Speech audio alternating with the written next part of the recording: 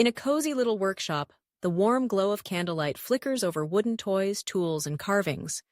The air smells of fresh wood shavings. Geppetto, an old woodcarver with kind blue eyes, a white mustache, and round glasses, sits at his workbench. He wears a brown vest over a white shirt and wooden shoes. Geppetto sits at his workbench and carefully carving a small wooden puppet.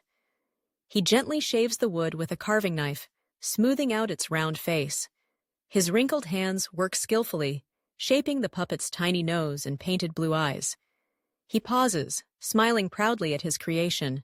Geppetto carefully dresses the wooden puppet. He puts a tiny yellow shirt on it, adjusts its brown overalls, and gently places red shoes on its wooden feet. Finally, he places a small blue hat with a red feather on its head.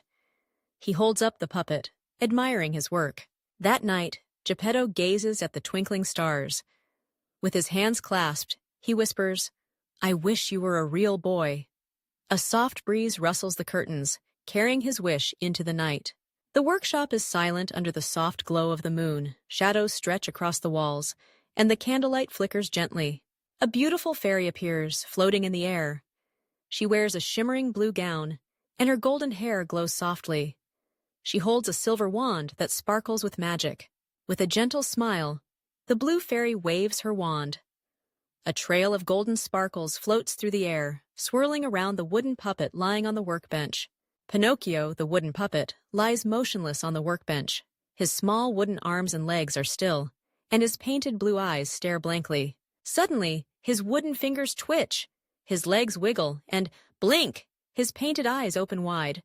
Pinocchio gasps and sits up, looking around in surprise. In a warm but serious voice, the blue fairy says, "Pinocchio, you are alive. But to become a real boy, you must always be kind, brave, and truthful." She waves her wand one last time before disappearing into the night. Pinocchio, the little wooden boy, now sits upright on the workbench. His arms and legs are stiff but full of life, his bright blue eyes wide with curiosity. Pinocchio swings his legs over the edge. He wobbles, takes a tiny step. Whoa! He twirls in excitement, but oops! He stumbles into a pile of wood shavings. Geppetto, sleeping in a wooden chair, stirs as he hears a noise. He rubs his eyes and looks toward the workbench. His eyes widen in shock as he sees Pinocchio standing and moving. Geppetto rushes forward, kneeling beside Pinocchio. He gently touches the puppet's face, tears welling in his eyes. "You're alive," he whispers. He scoops Pinocchio up into a warm hug, laughing with joy. Geppetto carefully places a small brown satchel over Pinocchio's shoulder. He tucks a shiny red apple inside. "Now, my boy, you must go to school and learn," Geppetto says warmly. Pinocchio happily skips down the cobblestone path outside their home. He waves goodbye to Geppetto, his wooden shoes clicking against the ground. Birds chirp as the sun shines brightly. A quiet forest path with tall trees swaying in the breeze. Fox. A tall, thin fox with orange fur, a long, bushy tail, and a sly grin. He wears a fancy green coat, brown trousers, and carries a wooden cane.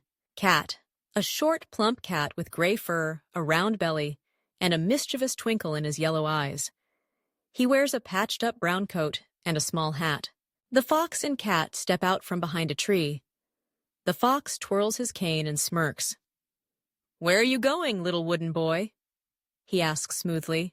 The fox leans closer, whispering, "Why waste time at school? Come to Toyland. It's full of fun and games." The cat nods eagerly, his whiskers twitching. Pinocchio's wooden eyes widen with excitement. Pinocchio hesitates, but then grins. "Toyland? That sounds amazing." He follows the fox and cat down a winding path, forgetting all about school. The fox and cat exchange sly smiles. A lively carnival tent stands in the middle of a dusty road. The red and yellow fabric flaps in the wind, and the sound of laughter and music fills the air. Children laugh and play without rules. Pinocchio runs excitedly through Toyland. He grabs a giant lollipop, spins on a merry-go-round, and plays with toy soldiers. "This is the best place ever!" he shouts happily. As Pinocchio laughs, he suddenly scratches his head. Something feels strange. He touches his ears. They are longer. Furry donkey ears sprout from his head. Pinocchio gasps as he looks into a mirror. His wooden nose is the same, but now he has donkey ears and a small donkey tail. "Oh no!" he cries. "I should have gone to school!" A vast ocean with waves crashing under a dark, stormy sky. Pinocchio stands on a cliff, looking out at the sea. "Papa is out there," he says determinedly. He takes a deep breath and jumps into the water, swimming toward the open sea. A massive shadow looms beneath the water. Suddenly, a giant blue whale with sharp white teeth and enormous eyes bursts from the waves, its mouth wide open. Pinocchio screams as the whale's huge mouth closes around him. Everything goes dark as he tumbles into the whale's belly, landing with a splash. The belly of the whale is dark and damp. Strange glowing fish swim past, and the walls move as the whale breathes. Geppetto, tired and hungry, sits inside a broken wooden boat. His eyes widen as he sees Pinocchio. "Father!" Pinocchio cries, running to Geppetto's arms. They hug tightly, overjoyed to be together again. Pinocchio looks around, thinking fast. He suddenly grins. "I have an idea!" He runs to the whale's belly and starts tickling it with his wooden fingers. The whale twitches and rumbles. The whale takes a deep breath. Achoo! With a massive sneeze, Pinocchio and Geppetto are blown out of the whale's mouth, flying through the air and landing safely in the ocean. Back in Geppetto's cozy workshop, the fire crackles warmly. The stars twinkle outside the window. Pinocchio and Geppetto sit by the fire, wrapped in blankets. Geppetto smiles. "You were very brave, my boy." Pinocchio sighs. "I just wanted to save you, Papa." A soft golden light fills the room. The blue fairy floats down gracefully, her wand glowing. She smiles at Pinocchio. "You have shown bravery, kindness, and truthfulness." The blue fairy waves her wand, and golden sparkles swirl around Pinocchio. His wooden arms and legs transform into soft, warm skin. His wooden heart beats for the first time. Geppetto gasps as he touches Pinocchio's face. "You're real," he whispers. Pinocchio, now a real boy with bright blue eyes and soft brown hair, throws his arms around Geppetto. "I'm a real boy, Papa!" A bright, cheerful morning outside Geppetto's house. Birds sing, and the village is lively. Pinocchio runs outside, feeling his real legs move. He spins around in joy, laughing. "I can run! I can jump!" Geppetto holds Pinocchio's hand as they walk down the cobbled street.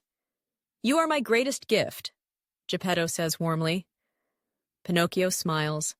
"And I will always listen to my heart."